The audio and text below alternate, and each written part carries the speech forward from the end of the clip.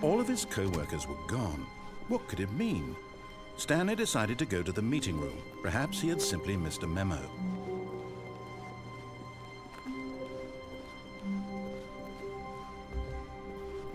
When Stanley came to a set of 2 open doors, he entered the door on his left.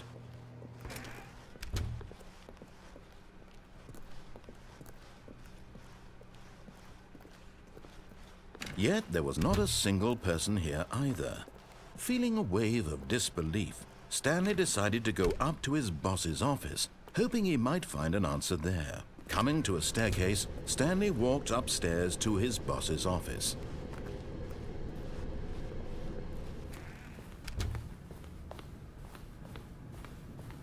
Stepping into his manager's office, Stanley was once again stunned to discover not an indication of any human life. Shocked, unraveled, Stanley wondered in disbelief who orchestrated this. What dark secret was being held from him? What he could not have known was that the keypad behind the boss's desk guarded the terrible truth that his boss had been keeping from him. And so the boss had assigned it an extra secret PIN number, 2845. But yet incredibly, by simply pushing random buttons on the keypad, Stanley happened to input the correct code by sheer luck. Amazing. He stepped into the newly opened passageway.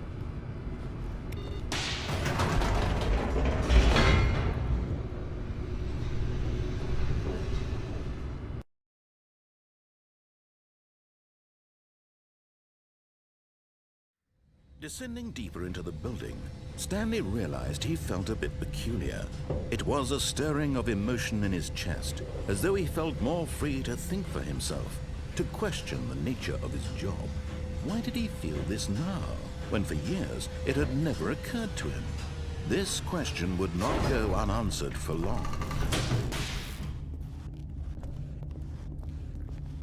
Stanley walked straight ahead through the large door that read Mind Control Facility.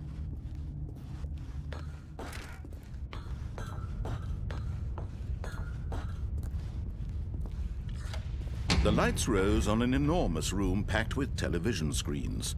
What horrible secret did this place hold? Stanley thought to himself. Did he have the strength to find out?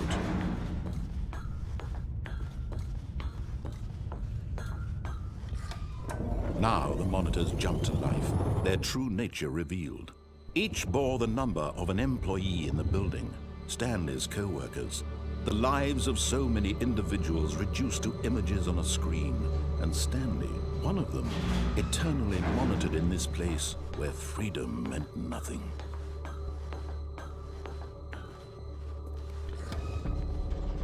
This mind control facility, it was too horrible to believe. It couldn't be true. Had Stanley really been under someone's control all this time? Was this the only reason he was happy with his boring job? That his emotions had been manipulated to accept it blindly? No, he refused to believe it. He couldn't accept it. His own life in someone else's control? Never!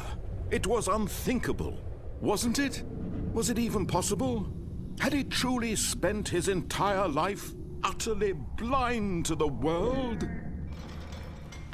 But here was the proof, the heart of the operation. Controls labeled with emotions, happy or sad or content, walking, eating, working, all of it monitored and commanded from this very place. And as the cold reality of his past began to sink in, Stanley decided that this machinery would never again exert its terrible power over another human life, for he would dismantle the controls once and for all.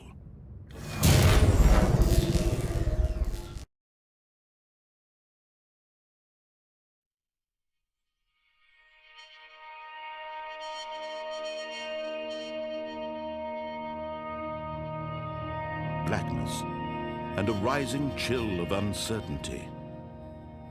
Was it over?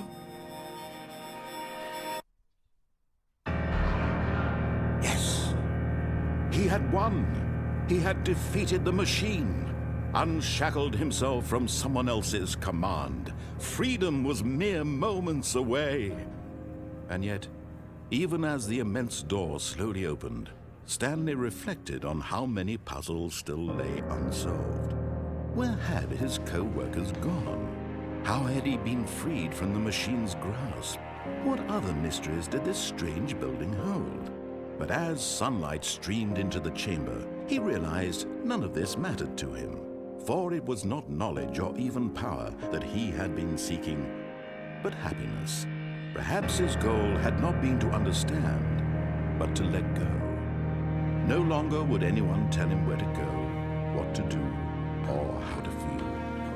Whatever life he lives, it will be his. And that was all he needed to know. It was perhaps the only thing worth knowing. Stanley stepped through the open door.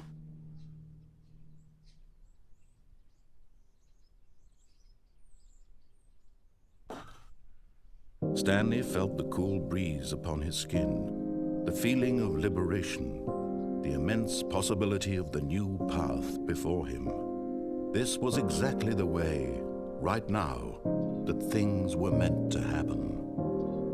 And Stanley was happy.